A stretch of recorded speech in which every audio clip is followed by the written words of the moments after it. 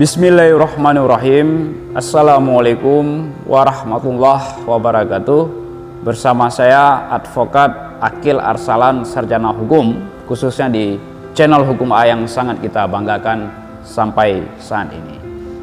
Sebagaimana yang kita ketahui bersama, di channel Hukum A kita sama belajar hukum, baik itu hukum pidana, hukum perdata, hukum tata negara, hukum administrasi negara, dan masih banyak hukum lainnya. Tentunya hukum yang berlaku dan diatur di dalam undang-undang yang berlaku di negara kesatuan Republik Indonesia maupun peraturan yang berlaku di negara yang sangat kita cintai, di negara kita khususnya di Indonesia. Salam hukum. Pada hari ini saya lagi menikmati secangkir kopi sambil menunggu sidang, karena profesi kita profesi yang selalu mempertahankan hak-hak dan kewajiban terkait masalah atau case hukum klien kita. Hari ini sambil saya menikmati kopi, saya akan memberikan sedikit edukasi hukum kepada teman-teman, rekan maupun masyarakat pada umumnya, tentunya masyarakat yang awam hukum, terkait pertanyaan sahabat yang ada di channel Hukum A. Tema kita hari ini teman-teman, mengenal penipuan dan penggelapan menurut hukum pidana. Ketika kita berbicara penipuan dan penggelapan, apa yang ada di benak kita teman-teman? Terkait perbuatan penipuan serta penggelapan merupakan tindakan yang dalam tindak pidana yang bisa diberikan serta dilakukan ancaman hukuman bagi pelaku tindak pidana tersebut teman-teman. Selanjutnya, apa pasal bagi pelaku penipuan dan penggelapan? Terkait perbuatan tindak pidana penipuan, yaitu telah diatur sedemikian rupa dalam kitab undang-undang hukum pidana atau yang kita kenal KUHP. Bagi pelaku akan dijerat pasal 378 KUHP tentang penipuan. Pasal 378 apa bang bunyinya? Sebagaimana yang telah kita ketahui bersama secara tegas terang benderang yang telah dimuatkan di dalam pasal 378 KUHP yang menyatakan barang siapa dengan maksud untuk menguntungkan diri sendiri atau orang lain secara melawan hukum, ya kan, harus digarisbawahi secara melawan hukum, dengan memakai nama palsu atau martabat palsu dengan tipu muslihat ataupun rangkaian kebohongan, menggerakkan orang lain untuk menyerahkan barang sesuatu kepadanya atau supaya memberikan hutang ataupun menghapus piutang karena penipuan dengan pidana penjara paling lama 4 tahun lamanya. Jadi dengan penipuan yang dilakukan oleh pelaku tersebut dapat dilakukan ancaman pidana penjara paling lama itu 4 tahun lamanya. Jadi pesan saya buat pelaku-pelaku yang telah melakukan suatu penipuan sehingga membawa kerugian terhadap orang lain, baik itu kepada rekan bisnisnya ataupun siapapun itu, ya bertobatlah. Ketika Anda tidak bertobat, maka jeruji besi akan menanti saudara selama 4 tahun lamanya terkait perbuatan saudara. Jadi intinya pesan saya, bertobatlah sebelum para penegak hukum akan mengejar Anda terkait perbuatan yang Anda lakukan. Ketika Anda telah dihadapkan di depan hukum, maka jeruji besi akan menanti Anda. Jadi bertobatlah. Selanjutnya yang kedua, berbicara tentang tindak pidana penggelapan. Ketika kita berbicara tindak pidana penggelapan, bagi pelaku yang terjerat tindak pidana penggelapan ini teman-teman, pelaku akan dijerat dengan pasal 372 Kitab Undang-Undang Hukum Pidana atau yang kita kenal KUHP. Apa bunyi dari pasal tersebut?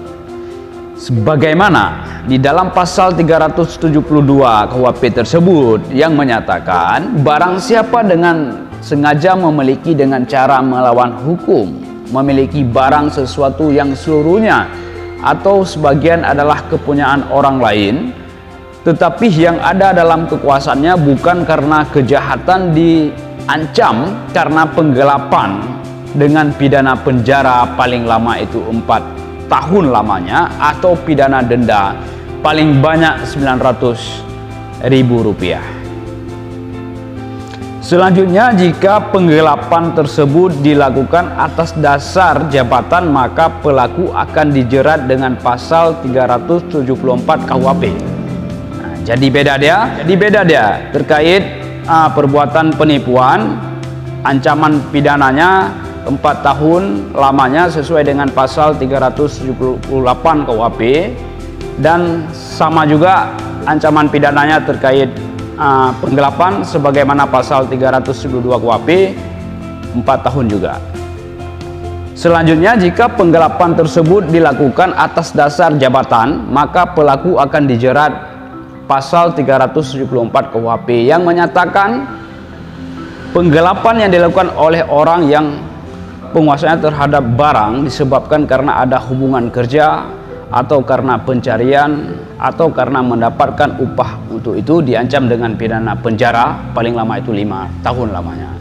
Jadi bagi pelaku penipuan, penggelapan, hari ini kalian bertobat agar kalian terhindar dari jerat pidana, jerat hukum, dan jeruji besi tersebut tentunya. Itu pesan saya. Kemudian terkait unsur, agar terpenuhnya unsur penipuan dan penggelapan, wajib teman-teman ketahui terkait unsur penipuan tersebut. Yang pertama sekali, barang siapa. Yang kedua, dengan maksud, ya kan. Yang ketiga, untuk menguntungkan diri sendiri atau orang lain dengan cara melawan hukum. Harus digarisbawahi, dengan cara melawan hukum tentunya. Yang keempat, dengan menggunakan nama palsu, tipu muslihat, martabat palsu, serta rangkaian-rangkaian kebohongan yang diciptakan oleh pelaku sehingga korban tergiur dengan ucapan tipu muslihat maupun martabat palsu serta rangkaian-rangkaian kebohongan yang diciptakan oleh pelaku tersebut. Yang kelima, membujuk atau menggerakkan orang lain agar memberikan barang atau uang atau memberikan hutang maupun menghapus piutang. Itulah unsur dari penipuan. Kesimpulannya terkait unsur penipuan itu adalah menguntungkan diri sendiri atau orang lain dengan cara melawan hukum. Selanjutnya, untuk penggelapan, unsur dari penggelapan tersebut yang pertama sekali unsur subjektif, di mana unsur kesengajaan yang termasuk mengetahui dan menghendaki sehingga bisa dikatakan bahwa perbuatan penggelapan pelaku tersebut termasuk dalam perbuatan delik yang disengaja. Yang kedua, unsur objektif. Apa itu unsur objektif dari penggelapan tersebut? Yang pertama sekali itu barang siapa, yang kedua menguasai dengan cara melawan hukum, yang ketiga suatu benda, dan yang keempat sebagian atau seluruhnya milik orang lain, dan yang terakhir benda yang dalam kekuasaannya bukan karena kejahatan. Jadi pesan saya buat pelaku, bertobatlah bila Anda tidak menanti jeruji besi yang akan menanti Anda terkait perbuatan yang Anda lakukan. Bagi pelaku tentunya siapapun dia, ya bertobatlah. Jangan lupa di like, di share sebanyak-banyaknya sehingga tidak ketinggalan konten-konten yang terbaru di channel Hukum AA yang sangat kita banggakan. Salam hukum. Semoga bermanfaat buat teman-teman, rekan maupun masyarakat pada umumnya, khususnya masyarakat yang awam hukum. Salam hukum. Saya akhiri, wabillahi taufiq hidayah. Wassalamualaikum warahmatullahi wabarakatuh. Bersama saya Advokat Akil Arsalan SH. Salam hukum.